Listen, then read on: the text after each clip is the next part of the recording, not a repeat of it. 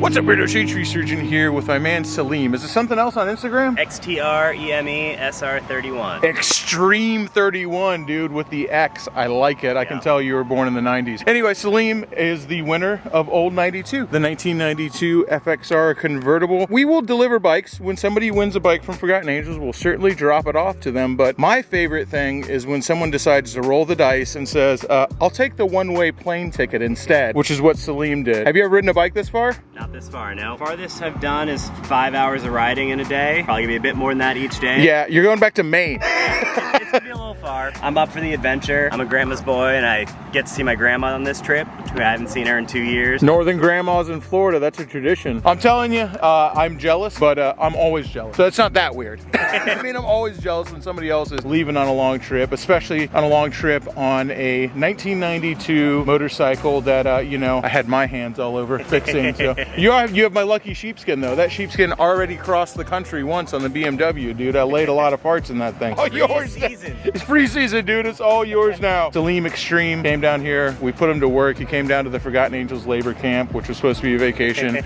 but he helped build decks instead. 1,600 miles on a, how old is it? It's 31. It's the same age as me. Dude, perfect. And I believe that you could walk to Maine. If you can make it, the bike can make it. And luckily you can still walk to Maine because you still might have to. What's up, Beardos? It's Sunflower Doctor here. Get ready to watch all your budget YouTubers get going on these road trips. Yeah. I swear he didn't practice that before. That was perfect. We have a gremlin bell that may or may not do anything. I'm putting it on, but I also had a lot to do with the rest of this bike, so don't hold your breath, okay? I know they're supposed to be on the lowest point of the bike, but then you never get to see them. Yeah, I like that spot. Like those, that's where I keep it on my FXR. It's perfect. Gremlin bell, help or hinder. Personally, I don't think it's an adventure until you've broken down. I'm 50-50 on it. Well, thankfully, we got that out of the way before we even left Florida. Yeah, the first breakdown's already out of the way. Thanks, Shelby. Well, it started. That's a good start to a trip. Well, I am jealous. Extreme Salim on a motorcycle as old as he is, taking a 1,600-mile trip from Forgotten Angels. I wish I was going with you, bud. I can at least go with you for the first hour. Stuck behind a garbage truck on our triumphant first mile, leaving the Wang. If that ain't a trip with Brapstar, I don't know what is, baby. I think I went the wrong way. Definitely a Brapstar trip. Stuck behind a garbage truck and lost in the first mile. Salim, I like the way you do business.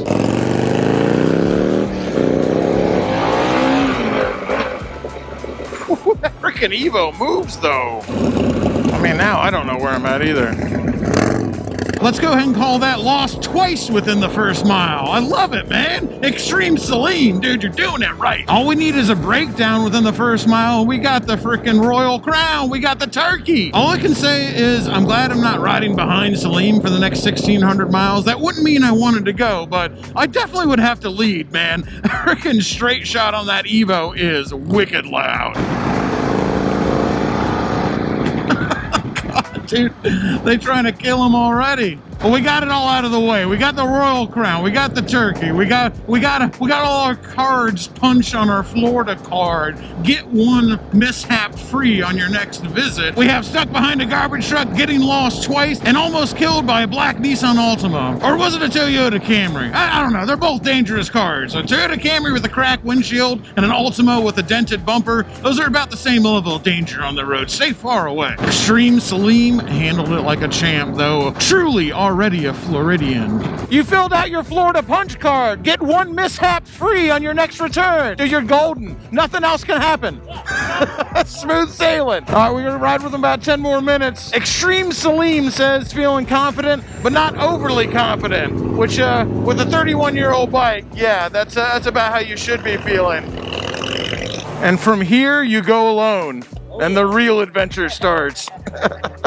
Leaving us going to Tail of the Dragon, Cherhola Skyway. He's about to put that FXR through the paces. Till we meet again, my brother. Extreme Salim. All right, time to get back to work on the Dung Beetle. It's late, it's been a long day, and it was a long night last night, so we're just gonna jump right into this thing. First things first, let's try and get this windshield taken care of. This is gonna be ugly, but hopefully functional. You ever just like start doing something, you have no idea whether it's gonna work or not, you just kind of don't even want to film it if you do film stuff, because you're like, this is probably really stupid, there's probably a better way to do this. Yeah, that's where I'm at right now.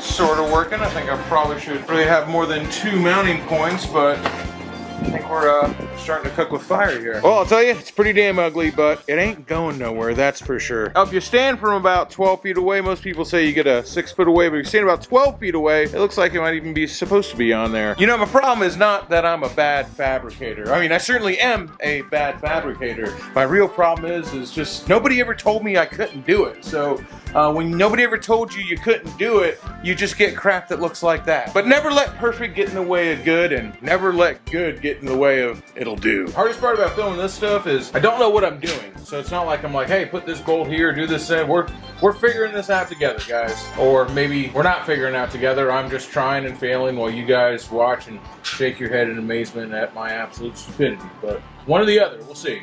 Got a couple different size U-bolts here to see if I can make something work around the exhaust. Using a U-bolt is not a weird thing to hold up a bash plate. Plenty of bikes use it. I have installed bash plates that are made for bikes that use U-bolts. I don't think it's normally recommended to put it around the exhaust, but you know, we're working with what we got here. Anyway, I'm not trying to freaking send this off a damn rock. I just want to protect the aluminum case down here. Talking about Home Depot here, they only had one U-bolt that was the actual right size, so I'm gonna make some more out of this all thread here. Probably not the preferred method, making a U-bolt, but we're just working with what we got here, boys. I wouldn't say that this is perfectly round, but you know, we got a close approximation there of a U-bolt. All right, it's the best I can do. Okay, I tried my hardest. Oh, I really think I'm reaching above my pay grade over here, but try to make brackets. It looks like my U-bolts, even my improvised all-thread, are gonna work just fine in the back when I drill some holes, but I gotta build a tab to slide over here on this engine mount to hold the front up and make just things a little more secure. All right, some very exact measurements here. Yeah, right. It's probably a better way to do this. About where we need to be, you just weld it right into this channel right here and I should be good. Should be, being the operative word there.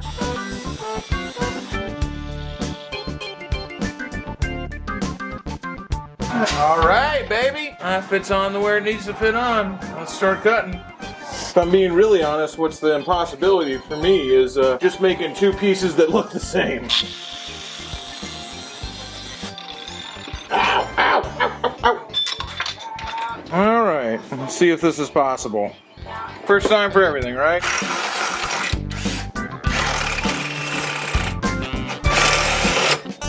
Ooh. Damn drill smoking, dude. Come on now. Thought Milwaukee was supposed to be good, or they only look good. I ain't asking that much out of this thing. Or at least I don't think I am. Screw that, dude. I'm going back to Bosch. Oh, here's something else I should have asked is, can you weld mild steel to stainless steel, and can you do it with my crappy Easy Bake Flux Core welder? These are questions I don't know the answers to. But nobody ever told me no, so let's give it a whirl.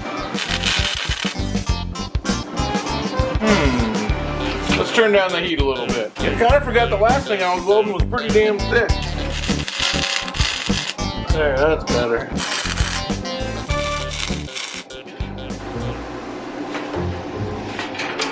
Well, you know what would help if I actually welded it on the right side. That is the back of the skid plate. Huh. Well, I guess I don't feel so bad about burning a hole in it. Ah, damn, dude, life is hard. It's harder when you're stupid. That motherfucker was on there. Fuck. See, I knew what I was doing. I was just back here practicing, man. That's all. At least I knew it'll stay. Jeez, oh, Pete. God damn. All right. I mean, I didn't think it was gonna stick on there.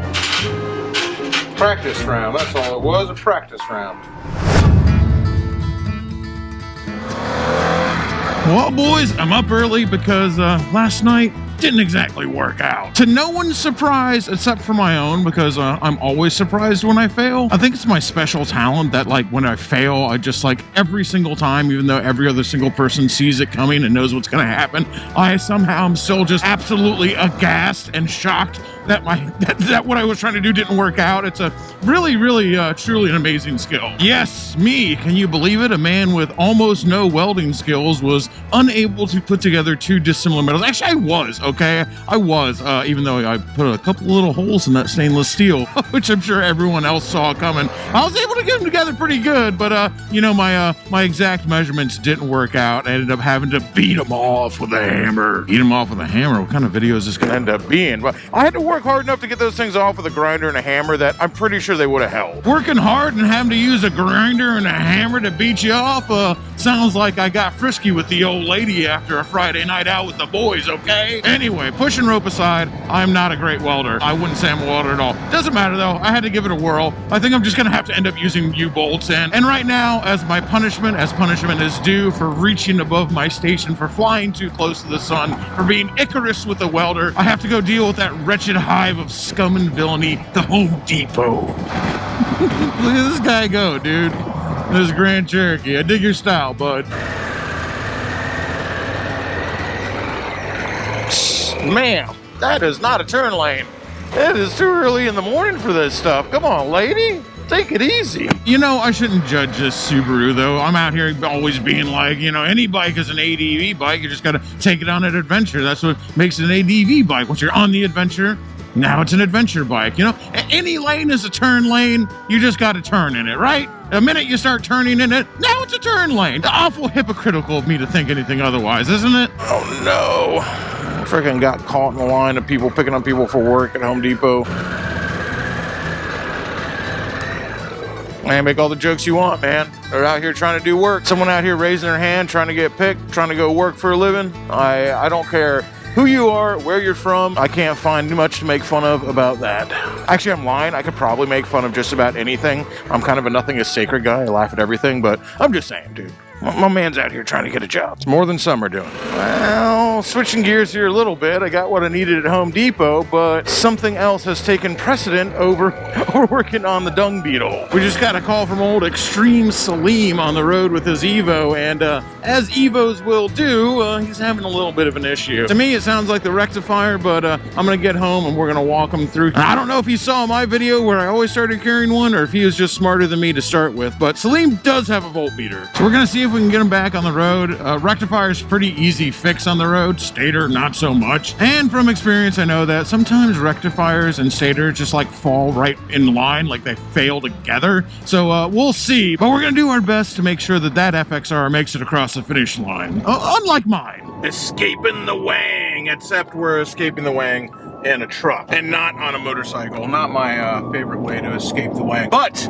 we're on a mission of mercy right now. So today's Wednesday and there's supposed to be a video coming out, but there's no video coming out because I'm on my way to go pick up Salim. We're the ones who sent him off on this journey on a motorcycle that was as old as he was, so stands to reason I should probably help him out when it breaks down. Anyway, I've got the parts to fix it, but he's saying you know, it's kind of taking it out of him. He thinks he's just gonna come back to Tampa. We're gonna fix it there and he's gonna fly home. That's all right. That's all right. And I don't blame him for going like, all right, I had a pretty good adventure. I escaped the wang, and I think I'm gonna play it safe from here on out. Salim just showed me where he broke down. Oh, by the way, Salim's back in the truck. Howdy. You thought you were getting out of the wang? Think again, sucker. Not quite yet. Had his first breakdown at the welcome to Florida sign. Literally, I think the hotel he pushed the bike to was like 5 miles across the border into Georgia. Yeah, pretty much. I limped it till it ran out of electricity. Well, you made it out of the state, so I mean that's pretty good. I've had journeys that have ended before we made it out of the city limits, bud. Yeah. You know, so better than some of mine. All right, back in the lab. And now, to no one's surprise, since welding isn't going to work for me, I do think it would have held. I just suck at lining everything up because I'm not a fabricator. I don't really know what I'm doing. So, welding's off the table. I would actually try to weld it again, but I don't want to mess up this skid plate. We're on a pretty tight time frame to get this done for the Flatheads event that Adam Sandoval's throwing, so I got to get it on there. So I'm going to go ahead and just use U-bolts all the way around, but that also comes with its own level of frustration because how do I get the pattern for the U-bolts and drill the holes in here? So I'm going to try to make a template out of cardboard and then put that up there and use that to mark the holes and then drill the holes in here. So fingers crossed. I guess if I'm a little off, I can just make the holes bigger, right? Yeah, everyone who's an actual fabricator just cringing so hard right now.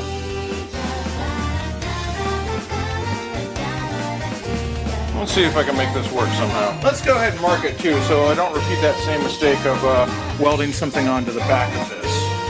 That was great. This is not an exact science. It should be, but it's not. Maybe for somebody else it is.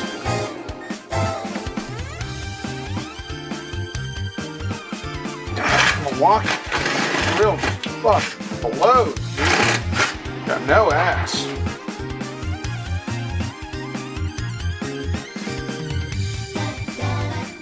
Let's see what we got here. Oh, it's a fucked up skid plate now. Don't know how this stuff is gonna hold up against exhaust, but I gotta try to do something to quiet down the inevitable insane rattling.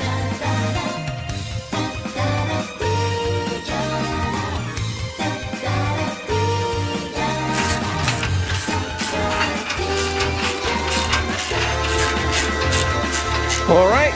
This Goldwing has a skid plate. I would not say that it looks very good. It'll at least stop like a couple rocks, maybe a few rocks. Anyway, I'm gonna go ahead and cut the excess length off here. I've got lock washers on it and Loctite, and you know, I can still remove this pretty easily to go ahead and do an oil change if I need it. So, I mean, there's no reason this back part would have to come off unless you have to take the exhaust off. So that can be a little more semi-permanent, but this front part comes off pretty easily for an oil change and to access the water pump and everything like that. So let's see. Hopefully that's all I really needed to protect is all this aluminum that could crack pretty easily if a stray rock hit it. I don't need it to be like Baja ready. I just need to prevent it from like dropping it on a random rock and busting a hole in the case. All right, now that I've got a skid plate pretty much on there, or on there good enough, we'll say, we gotta go ahead and put some taller springs on the rear. I've got some 14.5-inch shocks that actually come off a GL 1200. The GL 1100 only has 13-inch shocks, but the mounting points are the same.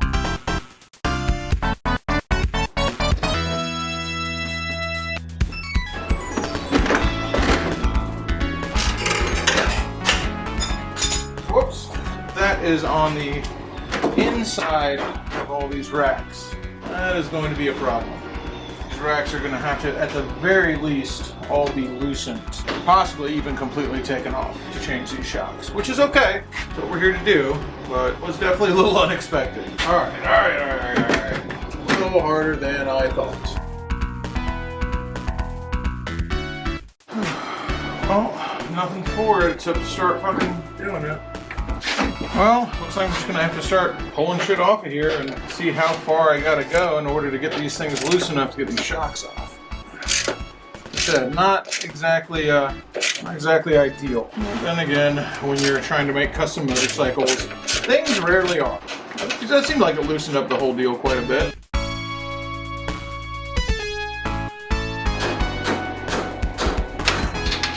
All right, one side out.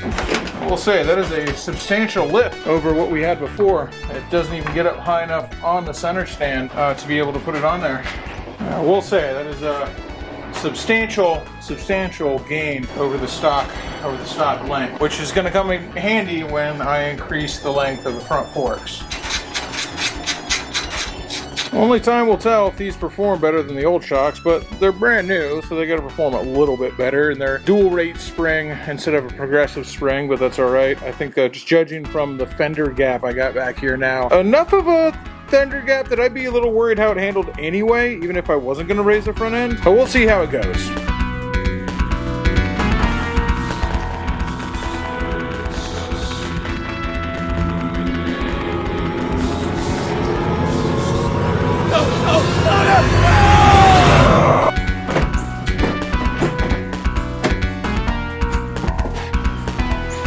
right, guys, that's going to be about the end of this video. We are definitely coming down to the wire with the Dung Beetle build, the Goron. Don't know if I'm going to have it ready for Flathead's camp out, but either way, I'm still going. If you don't know what's up, make sure you get all the information either on my Instagram or on any of Adam Sandoval's pages. Flathead Campground is at the Bikes, Blues, and Barbecue Fest in Eureka Springs. I'm coming there this weekend, basically just next week. This video is coming out on Sunday. We're going to be there Thursday, Friday, Saturday, and Sunday. Hopefully, I'm going to try to be there. Barring a catastrophic failure or some other mishap that I can't foresee and maybe everyone else would have foreseen, I will be there. So let me know if you're gonna make it down below. We'll be hanging out. We're gonna be doing the hill climb. We're gonna be having a lot of fun, and I can't wait to hang out with all you guys there. And if I don't hang out with you there, I'll hang out with you at my camp out here in Tampa. Till next time, y'all, keep it weird. Crashing through the sky comes a fearful cry. Shade tree, army. Shade tree, army. Armies of the night, evil taking flight. Shade tree, army. Shade tree, army. Nowhere to run, nowhere to hide. Panic spreading far and wide.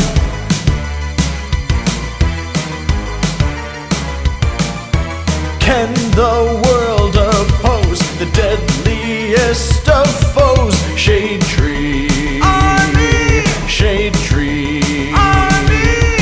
Who will risk it all to end the evil call of Shade tree, army. Shade tree, army. They never give up, they never say die, walking tall with banners high. Shade Tree Army, a ruthless gang of scum, villains, freaks, and bikers determined to rule the world.